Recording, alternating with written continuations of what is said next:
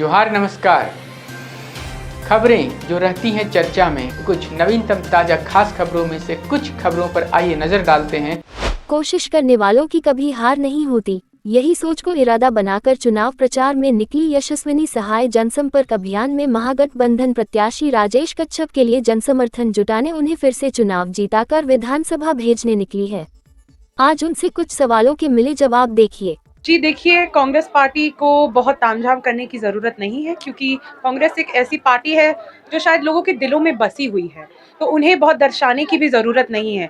Congress party इकलौती party है जिसने कहीं ना कहीं इस देश को बनाया संवारा आज़ादी के बाद। तो हमें नहीं लगता है कि सिर्फ इन सब तामझाम करके लोगों का ध्यान खींचने से कुछ होने वाला है, क्योंकि चुनाव सिर्फ इन चीज़ों के बारे में नहीं है और वही भाजपा करती आ रही है।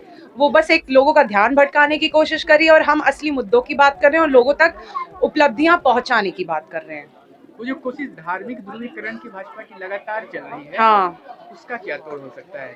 देखिए वही है कि तोड़ तो यही होगा कि वो जो भी बातें करती हैं लोगों तक वो बातें नहीं पहुंचती। अगर आप देखेंगे तो ये मीडिया चैनल में भले रह जाएं, पर अगर आप किसी आम जनता से बात करें तो उनके दिल और दिमाग में ये सब बातें हैं ही नहीं।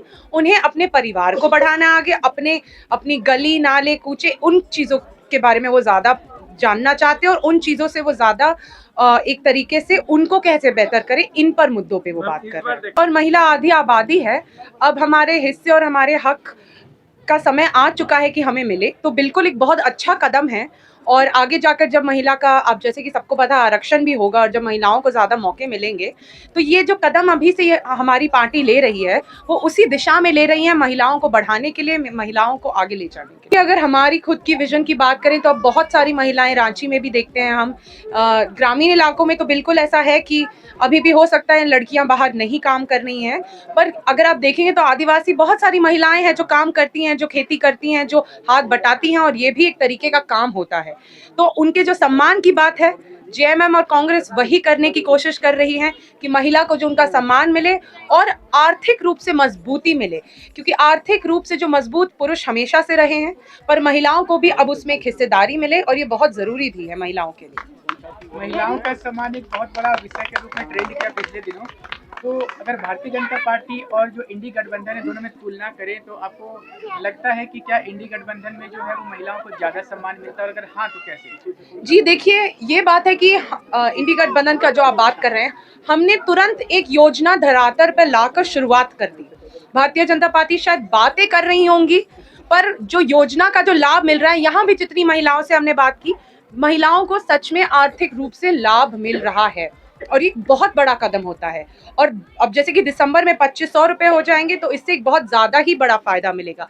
राहुल गांधी जी भी जब लोकसभा चुनाव के दौरान जो 8,500 रुपये की बात कर रहे थे, तो उसी की एक कड़ी है ये जो हेमंत सोरेन जी कर रहे हैं। तो ऐसे नेता जो महिलाओं के बारे में सोचते हैं, महिलाओं को आगे लेकर जाना चाहते हैं, अपने पार्टी में भी हमें एक पहली महिला को यहाँ से लड़ने का मौका दिया, तो ऐसे नेता को की ज़रूरत है, समय की ऐसी बहुत बड़ी ज़रूरत है, क्योंकि हम वैसे ही नेता को चुनना चाहते हैं। और यहाँ जितनी भी महिलाओं से आप बात करेंगे वो भी एक ऐसा नेता चाहती हैं जो मजबूत हो, जो महिलाओं को आगे बढ़ाए, ना कि महिलाओं के बीच में एक रास्ते का अड़चन बने।